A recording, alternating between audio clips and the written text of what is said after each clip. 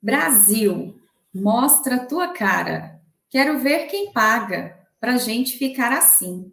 Brasil, qual é o teu negócio? O nome do teu sócio? Confia em mim. Esse trecho é da canção Brasil de 1988, composta por Cazuza, George Israel e Nilo Romero. A música foi considerada um manifesto político de denúncia e luta dos movimentos sociais e também de anúncio do desbravamento de um novo tempo, o da redemocratização do Brasil. Por que a educação é pauta histórica e política dos movimentos sociais? O que mudou nas lutas dos movimentos sociais na contemporaneidade? Vamos matutar no nosso programa de hoje sobre esses questionamentos relacionados à educação e movimentos sociais.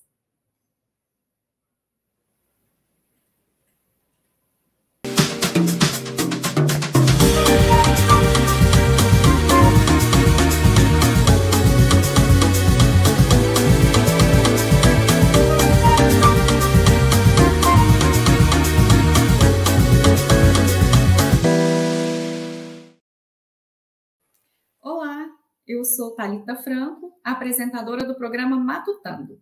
Uma mulher de pele branca, cabelos cacheados e claros na altura dos ombros. Estou vestindo uma roupa de cor laranja. Ao fundo eu tenho uma estante com livros e um armário na cor bege. E a intérprete de Libras que está aqui conosco hoje é a Amanda Passos, uma mulher parda de cabelo castanho curto e que está usando uma roupa preta. E para matutar sobre educação e movimentos sociais, a nossa convidada é a professora Rosana Cebalho Fernandes, coordenadora geral da Escola Nacional Florestan Fernandes, em Guararema, São Paulo. A professora Rosana Fernandes é mestra em desenvolvimento territorial na América Latina e Caribe pela Universidade Estadual Paulista.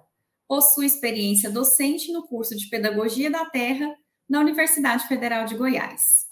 E para saber mais sobre o currículo Lattes da professora Rosana, sobre os seus estudos e pesquisas e também sobre a sua atuação militante política, é só acessar o QR Code que está disponível aqui na tela. Professora Rosana, seja muito bem-vinda aos diálogos do Matutando pela Ciência. Ninguém escapa da educação, em casa, na rua, na igreja ou na escola. De um modo ou de muitos, todos nós envolvemos pedaços da vida com ela. Para aprender, para ensinar, para aprender a ensinar. Para saber, para fazer, para ser ou para conviver. Todos os dias misturamos a vida com educação, com uma ou com várias. Educação, educações. Diante dessa afirmação do professor, pesquisador e escritor Carlos Rodrigues Brandão, eu te pergunto, professora Rosana, o que é educação para os movimentos sociais? E por que educação é pauta histórica e política dos movimentos sociais? Olá a todos e todas, agradeço imensamente o convite. Antes de iniciar a resposta, quero me autodescrever. Eu sou mulher de descendência indígena, tenho cabelo curto, preto, estou vestindo uma camiseta laranja, tenho ao fundo uma estante de livros com bandeiras de alguns países, mas também a bandeira do MST, a bandeira do Brasil, e um quadro da grande artista Frida Kahlo e também da nossa escritora, inspiradora do feminismo, Simone de Beauvoir. Falar de educação, e nesse programa especialmente, né, que faz a gente refletir sobre temas importantes para o debate da sociedade brasileira, mas especialmente para as organizações de trabalhadores no Brasil e na América Latina, é bastante necessário a gente ressaltar a educação como um direito, do ponto de vista, né, da escolarização dos sujeitos envolvidos num processo organizativo que tenha perspectiva de transformação da sociedade, mas também como um princípio, né, um princípio que nos orienta a nos tornarmos sujeitos emancipados para a sociedade emancipada que nós, enquanto organizações populares, buscamos construir. Então, a educação, né, especialmente falando, né, desse lugar que é de uma inserção numa organização popular como o Movimento dos Trabalhadores Rurais Sem Terra, para mim a pessoa é bastante significativo, é falar de uma trajetória organizativa que tem o próprio movimento social, o MST, como um grande educador, né, de uma população de sujeitos inseridos na luta pela terra no país. Então, aqui, educação para nós, né, no movimento, é falar também, né, da construção de um protagonismo desses sujeitos inseridos numa realidade, ao mesmo tempo fazendo ações para transformar essa realidade.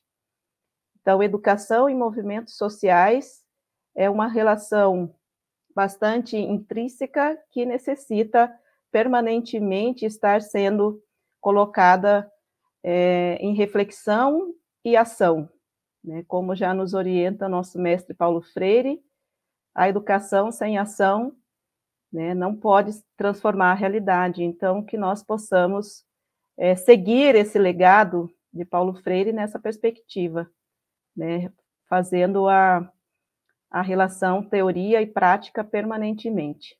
Então, falar de um projeto de sociedade que o MST vem construindo há quase 40 anos, né, para além da luta pela terra, mas dentro da luta pela terra, a formação dos sujeitos, na perspectiva da elevação do seu nível de consciência, na perspectiva, né, de pensar sobre sua realidade, é nessa amplitude, né, que nós concebemos a educação. E para isso é necessário garantir o direito de ter escolas públicas nos territórios camponeses, né, para além dos assentamentos de reforma agrária, mas também nos assentamentos, especialmente nos assentamentos quando se trata, né, do específico do Movimento Sem Terra. Mas, para além da escola pública, também se faz necessário, né, toda uma formação humana que oriente sujeitos humanos integrados a um sujeito coletivo a pensar para além da escola em si, né, mas sim pensar todo um projeto de sociedade que sem educação não vai se concretizar efetivamente. Então, nós somos sujeitos, né, dessa construção enquanto sujeitos humanos dentro de um sujeito coletivo, como já nos sistematizou a professora Roseli Caldarte quando ela elabora sobre a pedagogia do Movimento Sem Terra, que é fazer referência a um processo histórico de luta de um sujeito protagonista na sociedade brasileira e, quiçá, né, para além da própria sociedade brasileira, mas também latino-americana, internacionalmente, o Movimento Sem Terra é esse sujeito coletivo que integra os seus sujeitos humanos nesse fazer permanente da educação para a transformação social. Neste momento, acho que esses elementos nos faz refletir ao longo da história que o Movimento Sem Terra vem lutando pela terra, pela reforma agrária e pela transformação da sociedade como seus principais objetivos. Professora Rosana, e a educação também é um território em disputa e de luta pelos movimentos sociais, né? Os quais têm um caráter também educativo, político-social e são fontes de saberes. O que mudou nas lutas dos movimentos sociais na contemporaneidade? Nós temos feito muitas reflexões em torno, né, dessa atualidade. O MST existe há quase 40 anos, né? Então já vivemos ciclos diferentes ao longo dessas 4 décadas, do todo dessa luta do próprio movimento, mas também específico da educação. Nós podemos dizer que nesse processo, né, o Movimento Sem Terra avança num processo de escolarização para os sujeitos camponeses, aprofunda a elaboração e a implementação de uma proposta pedagógica para as escolas do campo, que vai desde a formação dos educadores. Nós temos muitos educadores e educadoras que se formaram do ponto de vista da sua qualificação profissional, atuando no movimento, e também do próprio currículo, qual é o currículo que o campo necessita. E aqui no debate sobre currículo para as escolas do campo, especialmente as escolas que estão nos assentamentos, sobre coordenação política pedagógica do Movimento Sem Terra, através do seu setor de educação, nós podemos dizer que os conteúdos para nós devem ser socialmente úteis, tem que fazer sentido nas vidas daqueles sujeitos que estão inseridos naquela realidade. E dali, né, partir para além da sua própria realidade. Então, é pensar, né, como é que da realidade pode aparecer debates, conteúdos, estudos que possa avançar nessa compreensão de mundo, né, conforme também aprendemos com Paulo Freire, mas desde a realidade concreta para ampliação, né, do seu pensamento e do seu conhecimento universal. Então, aqui nós também podemos afirmar que avançamos nessa proposta de educação para as escolas do campo, numa relação com outros sujeitos coletivos. Não só o MST tem formado seus sujeitos humanos, mas também outras organizações populares camponesas que estão articuladas, né, numa rede que nós denominamos como Via Campesina, que existe no Brasil, existe a nível de América Latina, e é uma articulação internacional dos camponeses. E a educação está sempre presente nessas articulações como uma questão fundamental para fazer as mudanças necessárias que, nas diferentes realidades, né, ela se coloca como uma ferramenta importante, né, para que os sujeitos humanos possam transformar a sua realidade de exploração que vive, né, de uma sociedade imersa no modo capitalista, né, pensando um outro jeito de viver socialmente. Nós acreditamos num projeto, né, de emancipação da sociedade ainda na perspectiva socialista, né, onde tenhamos garantidos direitos e deveres, né, e que a propriedade privada não seja, né, um dos pilares que predomine nessa sociedade. E educação e cultura, educação e valores humanistas, educação para a emancipação, né, são valores que remete a pensar essa formação dos sujeitos que estão. Então, podemos dizer que, né, é um grande desafio neste momento histórico estar mantendo, né, esse debate e essa implementação de um projeto diferenciado para a educação nos territórios camponeses, já que os próprios territórios camponeses muitas vezes se encontram em disputa. E aqui é disputa de projeto de sociedade, é projeto de campo, onde nós temos, né, de um lado, o campo que a agricultura familiar camponesa busca construir, em boa parte já tem implementado muitas experiências inovadoras nesse sentido, né, de pensar o território comum, de pensar o cuidado com a natureza, de pensar a agroecologia como base para a produção de alimentos saudáveis para a sociedade brasileira, de pensar uma escola onde ela tenha inserção na comunidade, a comunidade tenha inserção na escola, né, onde os sujeitos são protagonistas, né, desse fazer educativo de maneira ampla. A educação em um campo onde as pessoas, né, ainda são importantes estar naquele território. Muito diferente do que o agronegócio pensa, né, e projeta e tem implementado, né, de uma educação voltada para o mercado, de um projeto de campo voltado para a exportação de commodities, de desvalorização do ser humano, né, da ampliação, aprofundamento das tecnologias que expulsa os seres humanos do campo. Enfim, é um contraponto, né, e por isso há um enfrentamento, e nós não temos dúvida de afirmar que é a luta de classe no campo, né, na perspectiva de um projeto social para os camponeses e camponesas.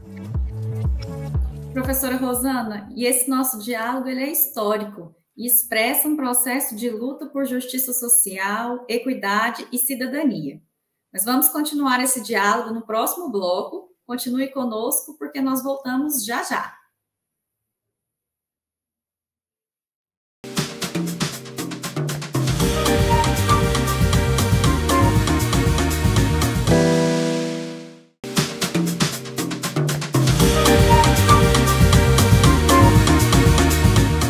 Estamos matutando sobre educação e movimentos sociais com a professora Rosana Fernandes.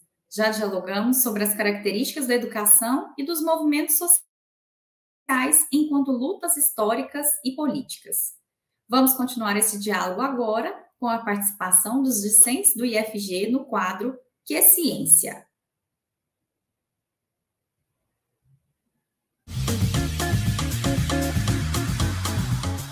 Meu nome é Arthur Fleury, eu sou do primeiro ano de edificações.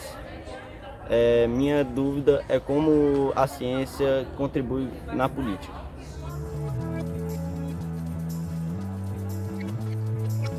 Muito bom ouvir essa pergunta do nosso estudante e a importância que ela tem para este momento, especialmente conjuntural e político no nosso país, né?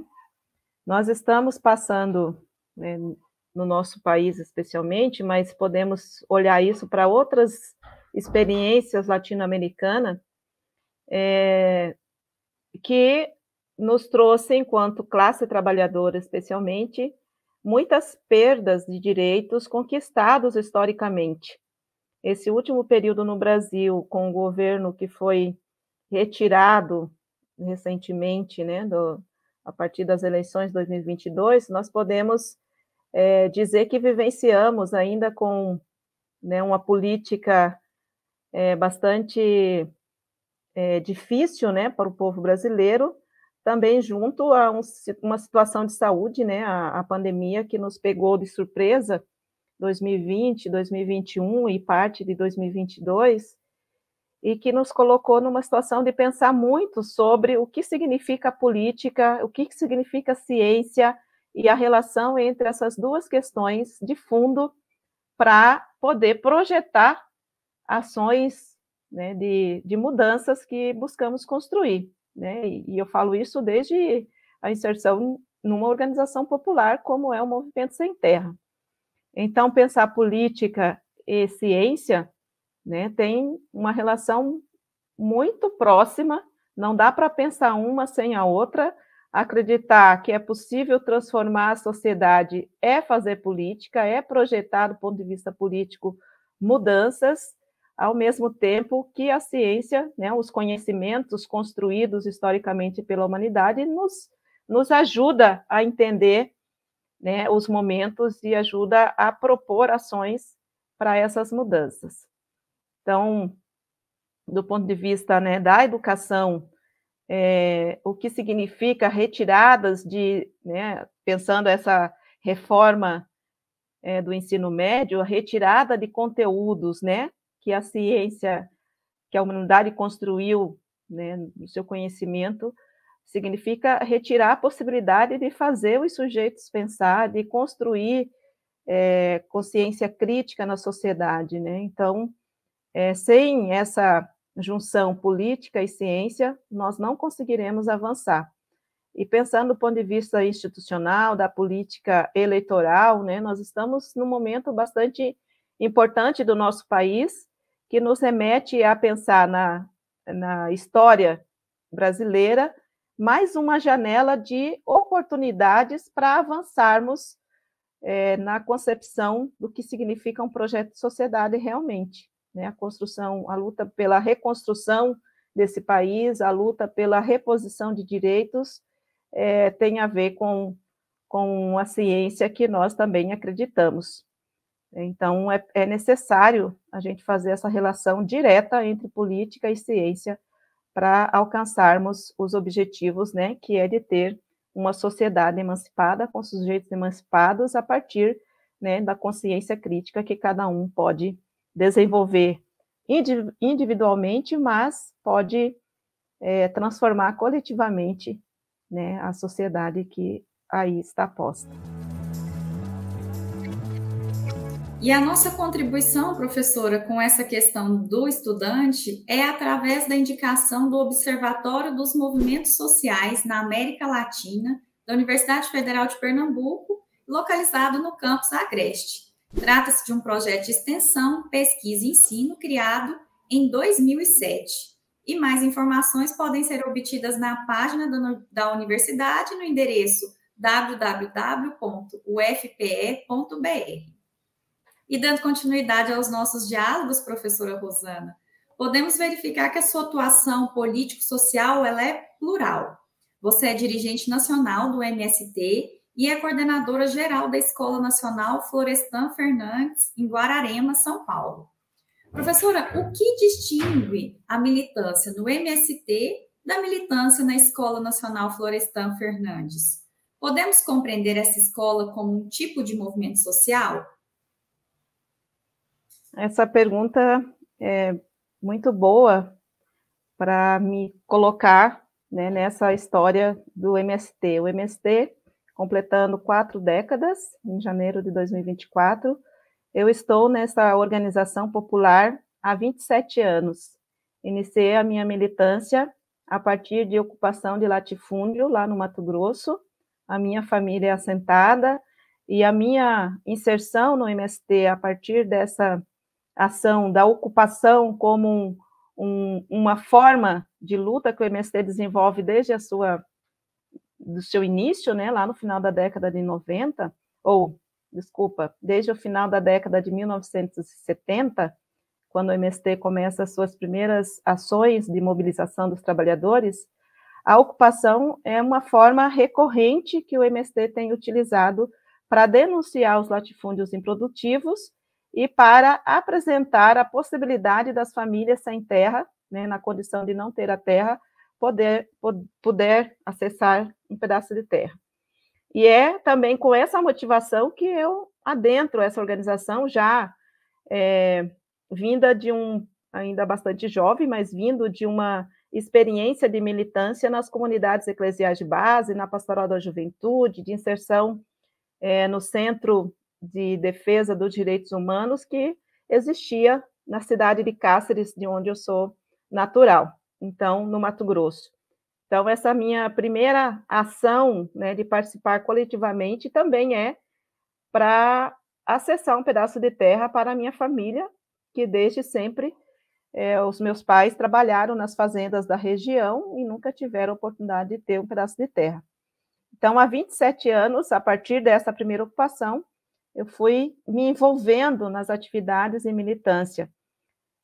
Atuei também, né, logo no início da minha inserção no estado de Goiás, né, já fazendo um curso de pedagogia, e fiz um curso de pedagogia da terra, então a minha tarefa de militância estava muito voltada ao setor de educação no movimento, então desde ser educadora, alfabetizadora de jovens e adultos, também na coordenação do setor de educação, né, que tem a frente de educação infantil também, formação de educadores e organização das escolas públicas nos assentamentos e acampamentos.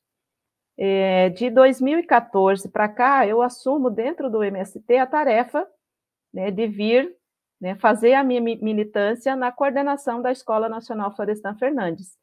Então, estar nessa tarefa de coordenação da Florestan Fernandes é uma tarefa militante, designada, né, pela direção do MST, e a Escola Nacional ela é um espaço de formação política, né, das organizações populares brasileiras, latino-americanas e de outros continentes, a partir dos cursos que organizamos aqui.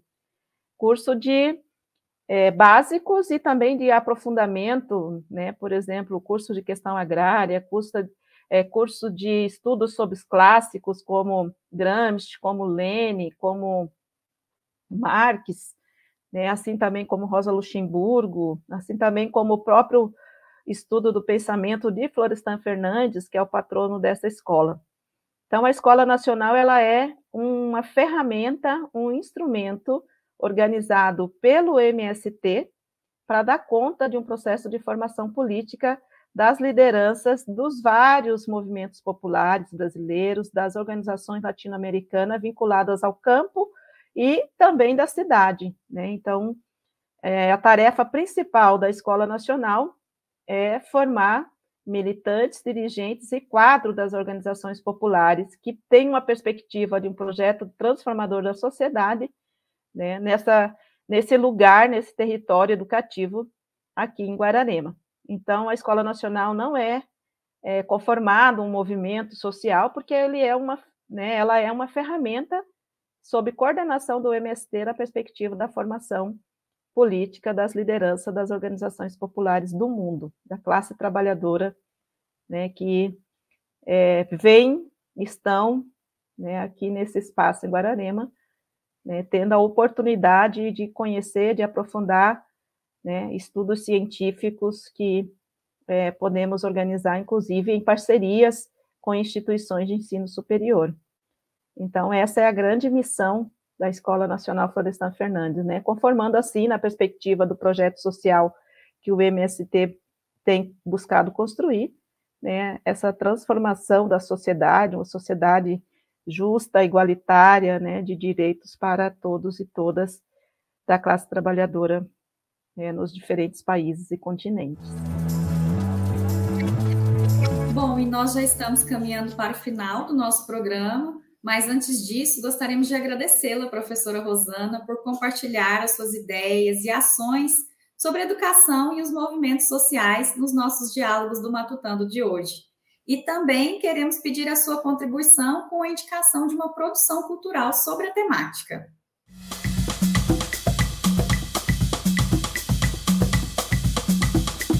Também eu pensei bastante o que eu poderia sugerir aqui nesta nossa conversa, e eu quero apresentar, alguns talvez já conheçam, mas o Dicionário da Educação do Campo, né, que é uma coletânea de verbetes produzido a partir da prática política e pedagógica das escolas do campo e dos movimentos populares, que ajuda a entender alguns conceitos, né, postos nesse entendimento, né, do que estamos fazendo com relação aos nossos territórios, né, camponeses. Mas também o dicionário temos para venda na editora Expressão Popular. Então, só acessar aí o site da editora Expressão Popular, que pode ser solicitado.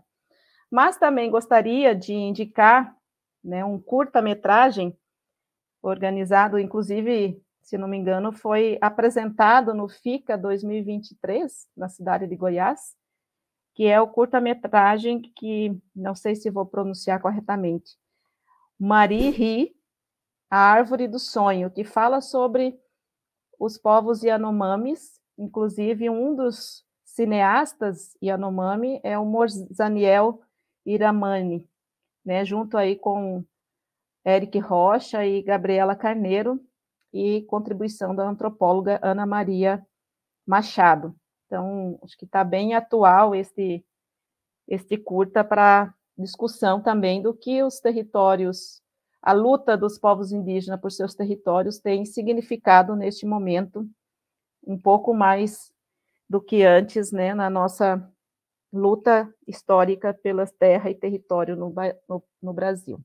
Agradeço imensamente a oportunidade de estar aqui e estou à disposição para outros momentos. Muito obrigada. Mais uma vez, muito obrigada, professora Rosana, foi muito bom matutar e aprender com você. E obrigada também ao Bruno Fiorese, diretor técnico do programa, pela proposição desse episódio.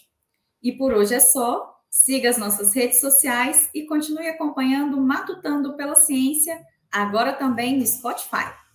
Tchau, tchau!